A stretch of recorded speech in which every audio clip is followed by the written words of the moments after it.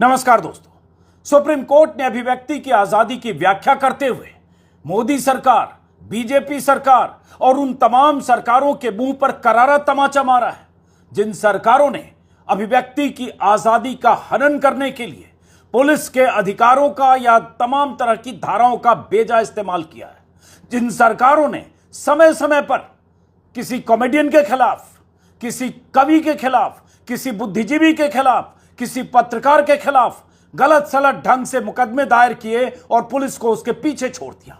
Supreme court ने कल कहा है, कांग्रेस सांसद इमरान प्रताप गढ़ी की एक कविता को लेकर जो गुजरात पुलिस ने उनके खिलाफ एफआईआर दर्ज की थी, उस एफआईआर को रद्द करते हुए सुप्रीम कोर्ट ने कहा है 75 साल का लोकतंत्र इतना कमजोर नहीं कि कविता कॉमेडी से दुश्मनी फैले।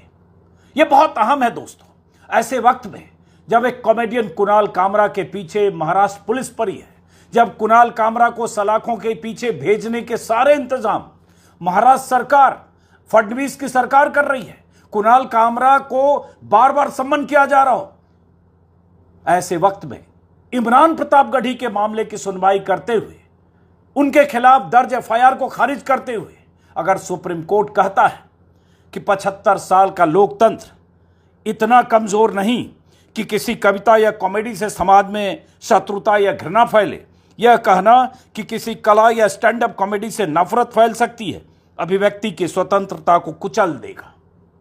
मामला इमरान प्रताप गढ़ी की कविता का था।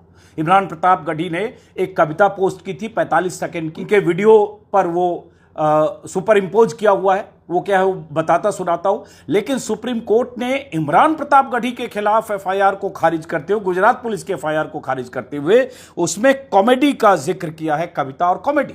जाहिर है सुप्रीम कोर्ट के जहन में कॉमेडी भी होगा, और कॉमेडी वो जिसको लेकर बवाल मचा है, कुणाल कामरा की कॉमेडी। हालांकि उन्हें भी कल मद्रास हाईकोर्ट से राहत मिली है, क्योंकि महाराष्ट्र पुलिस उनके पीछे पड़ी थी, उन्हें बार बार सम्मन भेजा जा रहा था, वो वक्त मांग रहे थे, उन्हें वक्त नहीं दिया जा रहा था। अब किस मामले में सुनवाई थी सुप्रीम कोर्ट में? एक 45-46 सेकंड का वीडियो है जो इमरान प्रताप गढ़ी गुजरात में गए थे किसी सामूहिक विवाह समारोह में, और उसके बाद उनका जिस तरह से स्वागत हो रहा था, जो लोग उन पर फूल फेंक रहे हैं, जो भी उनके चाहने वाले समर्थक हैं, तो एक उनके वीडियो के साथ ये देखिए, पहले सुनिए।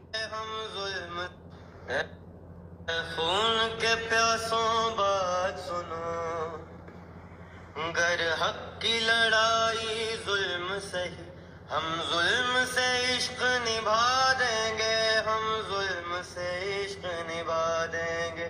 गर शम्मा गिरिया आतिश है, हर राह वो शम्मा जला देंगे। गर लाश हमारे अपनों की, खतरा है तुम्हारी मसनद का।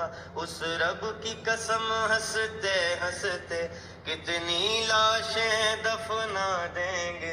ऐ खून के प्यासों बात सुनो, ऐ खून के प्यासों बात। अब ये इमरान प्रताप गढ़ी के इसी वीडियो पर ये सुपर इम्पोज किया हुआ है।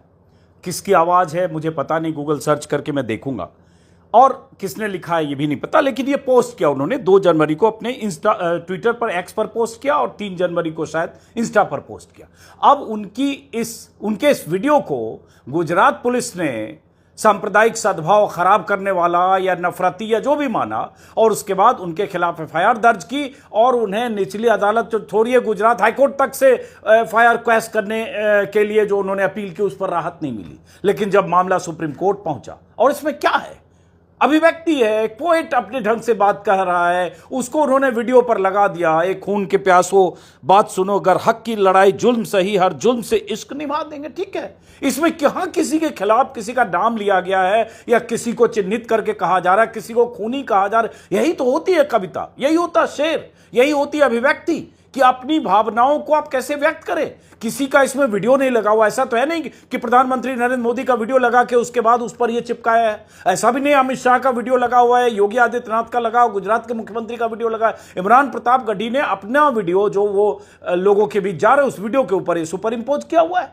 और इस पर बवाल इतना कि जैसे बस चलता तो गुजरात पुलिस गिरफ्तार कर लेती इमरान प्रताप गढ़ी को। मामला पहुंचा, जब हाईकोर्ट से भी उन्हें राहत नहीं मिली, तो मामला पहुंचा सुप्रीम कोर्ट। सुप्रीम कोर्ट में 2 जजों की पीठ ने इसकी सुनवाई की, और सुनवाई करते हुए क्या कहा, आज के अखबारों में छपी है खबर सारे अखबारों में भास्कर की लीड है 75 साल का लोकतंत्र इतना कमजोर नहीं कि कविता कॉमेडी से दुश्मनी फैले। अमर उजाला में अभिव्यक्ति की स्वतंत्रता की रक्षा जरूरी, इसके बिना सम्मानजनक जीवन संभव नहीं। टाइम्स ऑफ इंडिया की लीड है freedom of speech can't be crossed on flimsy ground. यही हो रहा है, मामूली बातों को बहाना बनाकर या किसी की कॉमेडी कविता या लिखे या वीडियो को बहाना बनाकर आप उसके खिलाफ एफआईआर करते हैं, असम से लेकर और तमाम बीजेपी शासित राज्यों में। इसी तरह से इंडियन एक्सप्रेस और सारे अखबारों में, द हिंदू में भी एक खबर है, सब हर अखबार में एक खबर। अब क्या है, फ्री हिंदू ने छापा free speech is an integral part of healthy society. बोलने की आज़ादी को बचाएं जज, ये सुप्रीम कोर्ट ने कहा। अब इसमें है, कोर्ट ने कहा कि 75 साल बाद भी पुलिस संविधान में दिए मूलभूत अधिकारों को नहीं समझती या उनकी परवाह नहीं करती है। पुलिस के लिए कहा गया, उन राज्यों की पुलिस के लिए जो ऐसे मामलों में एफआईआर दर्ज करती है, चाहे महाराष्ट्र हो चाहे गुजरात हो। सुनवाई भले गुजरात के मामले की थी, लेकिन कॉमेडी का जिक्र किया है, इसको पॉइंट नोट किया जाना चाहिए। जिस कविता को लेकर केस है उसे पढ़ने से स्पष्ट है कि किसी धर्म, जाति या समुदाय के खिलाफ कुछ नहीं कहा गया, यह सुप्रीम कोर्ट ने कहा है। कोई शब्द नफरत या वैमनस्यता नहीं फैलाता। कविता शासकों को बताती है कि अधिकारों के लिए संघर्ष में अन्याय है तो सामना कैसे हो, इससे अशांति नहीं होती, इसलिए बीएनएस की धारा 196(1) लागू नहीं होती। कोर्ट ने कहा अन्य धाराएं भी अप्रासंगिक है। कोर्ट ने साफ साफ माना, जो मैंने आपको वीडियो में कहा कि भाई ये किसी धर्म, समुदाय, शासक के खिलाफ नहीं है, इसमें कोई वैमनस्यता नहीं है, इसमें नफरत की बात नहीं है, इसमें संघर्ष की बात है, जज्बे की बात है, विरोध की बात है, आलोचना की बात है, अपने हक के लिए लड़ने की बात है, हौसले की बात है।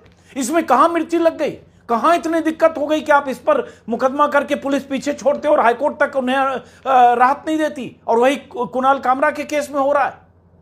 कुणाल कामरा ने कॉमेडी में गद्दार क्या कह दिया और वो क्या सुनाया, मैं कई बार बता चुका हूं। और जो उन्हें कहा जा रहा शिंदे को, शिंदे का नाम उसने भी नहीं लिया, लेकिन तोड़ फोड़ से लेकर हंगामा मचाया। इसमें बहरहाल इसमें पीठ ने कहा, जस्टिस अभय ओक और जस्टिस उज्जवल भुइयां की पीठ ने, कि कलाकार, साहित्यकार का अधिकार इस आधार पर खत्म नहीं कर सकते कि उनकी अभिव्यक्ति कितनी लोकप्रिय है। लोकतंत्र में विचारों का मुकाबला विचारों से होना चाहिए। बहुत अहम बात सुप्रीम कोर्ट ने कही है कि लोकतंत्र में विचारों का मुकाबला विचारों से होना चाहिए।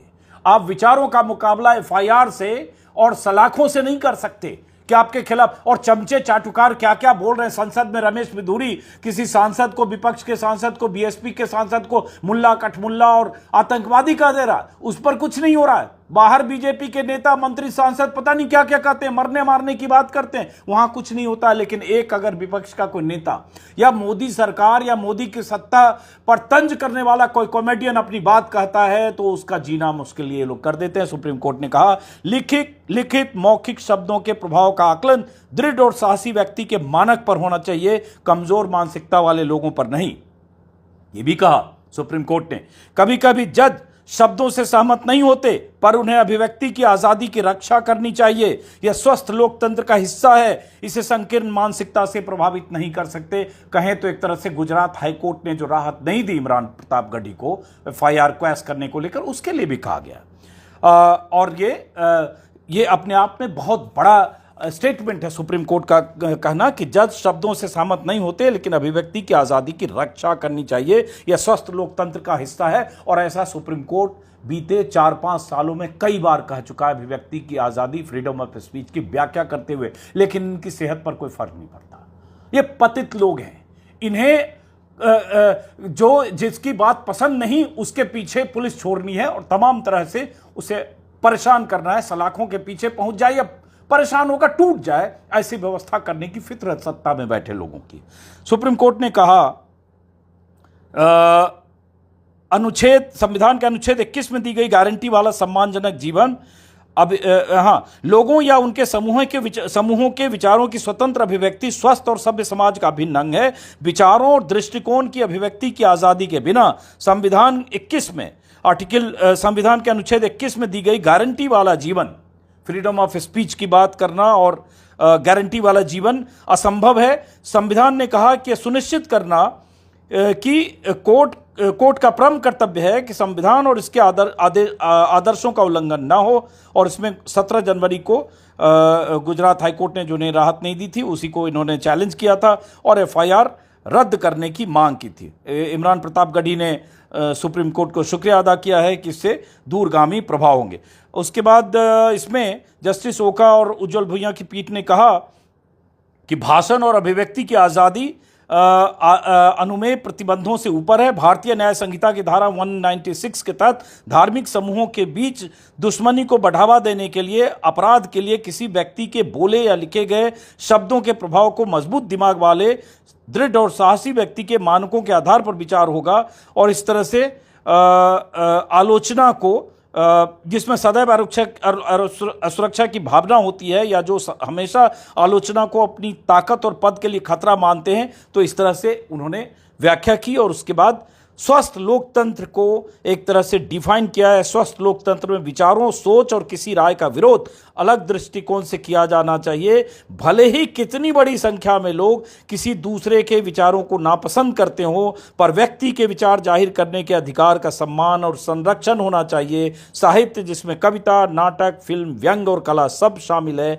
मानव जीवन को ये अधिक सार्थक बनाते हैं। बहुत बड़ी बात उन्होंने साहित्य की बात की, उन्होंने पोएट्री की बात की, उन्होंने थिएटर की बात की, उन्होंने फिल्म की बात की, उन्होंने कॉमेडी की बात की, उन्होंने सटायर की बात की, उन्होंने आर्ट फॉर्म की बात की। इन सब से मानव जीवन सार्थक बनता है, इसका संरक्षण और सम्मान होना चाहिए, ये सुप्रीम कोर्ट का कहना है। इस बीच आपको पता होगा कुणाल कामरा के मामले में महाराष्ट्र पुलिस ने उन्हें समन किया था, मुंबई बुलाया था। वो तमिलनाडु के एक इलाके में रहते हैं, लेकिन उन्होंने वक्त मांगा 7 दिन के लिए। महाराष्ट्र पुलिस ने उन्हें वक्त नहीं दिया। ऐसे किया जैसे बहुत बड़ा गुनाह किया हो, तुरंत सलाखों के पीछे कुणाल कामरा को भेजा जाना जरूरी है। कुणाल कामरा ने फिर मद्रास हाईकोर्ट में अपील की राहत के लिए। उन्होंने कहा कि उनकी जान को खतरा है, उन्हें धमकियां मिल रही है, इसलिए उन्हें महाराष्ट्र पुलिस के सम्मन के अगेंस्ट उन्होंने हाईकोर्ट में अपील की अंतरिम जमानत के लिए। तो महाराष्ट्र हाईकोर्ट ने मुंबई पुलिस द्वारा दर्ज एफआईआर में 7 अप्रैल तक उनको इंटरिम बेल दे दी है। और उसके बाद जस्टिस ने कहा कि कुणाल ने सिद्ध किया है कि धमकियों के चलते महाराष्ट्र कोर्ट में नहीं जा सकते, इसलिए उन्हें अंतरिम सुरक्षा दी है। बहरहाल मैं फिर कहूँगा, अभिव्यक्ति की आज़ादी की ऐसी व्याख्या सुप्रीम कोर्ट समय समय पर करता रहा है। जस्टिस जो पिछले सीजेआई थे, उनकी अदालतों में भी कई बार ये मामला गया था, और बाकी जो जजेज रहे समय समय पर उन्होंने भी कई बार फटकार लगाई। कहा है कुछ जज तो रिटायर कर गए बोलते बोलते, जस्टिस जोसेफ जैसे जज, लेकिन उसके बाद भी सरकार का रवैया नहीं बदलता। वैसे जैसे बुलडोजर के मामले में सुप्रीम कोर्ट का साफ साफ निर्देश है कि आप ऐसे बुलडोजर नहीं चला सकते। कोई आरोपी है, उसके घर पर उसके परिवार और उनका कोई गुनाह नहीं है, बुलडोजर भेजकर आप ऐसे नहीं कर सकते। उसके गाइडलाइन बना दी सुप्रीम कोर्ट ने नवंबर पिछले साल, जस्टिस गवई की बेंच ने। उसके बाद अभी पता चला, 5 दिन पहले खबर आई जब महाराष्ट्र में नागपुर में बुलडोजर चलने लगा, किसी को आपने फहीम खान को मास्टरमाइंड घोषित किया, उसके घर बुलडोजर भेज दिया और कुछ आरोपियों के घर। और उसके बाद नागपुर हाईकोर्ट ने उस बुलडोजर को रोका और उसी दिन सुप्रीम कोर्ट से फटकार लगी कि ये इस तरह का बुलडोजर चलना गलत है। और उसके बाद ऐसे अधिकारियों को अपने खर्चे से मकान बनाना पड़ेगा, जिसका आपने बुलडोजर से मकान ढाया है, उसके परिवार का किसी का कोई कसूर नहीं है। बुलडोजर हाथ में लेके बुलडोजर चला के आप कानून को नहीं कुचल सकते। लेकिन उसके बाद भी सरकार की फितरत पर कोई फर्क नहीं पड़ता। फिलहाल सुप्रीम कोर्ट के इस फैसले के बाद देखते हैं क्या कुणाल कामरा को राहत मिलती है अदालत से। उनके खिलाफ जिस तरह से महाराष्ट्र सरकार पूरी तरह से लगी हुई है, क्योंकि इस मामले में सुप्रीम कोर्ट ने कॉमेडी का भी जिक्र किया। यहाँ पोइट्री के साथ कॉमेडी जोड़ना मतलब कहीं न कहीं सुप्रीम कोर्ट के जजों के दिमाग में, जहन में कुणाल कामरा के साथ जो हो रहा है वो भी रहा होगा। चलिए फिलहाल शुक्रिया एक बार फिर सुप्रीम कोर्ट का। फिर मुलाकात होगी। अभी मैं अचानक कहीं जा रहा था, अखबारों में नजर पड़ी, कल ये खबर देख नहीं पाया, तो मुझे लगा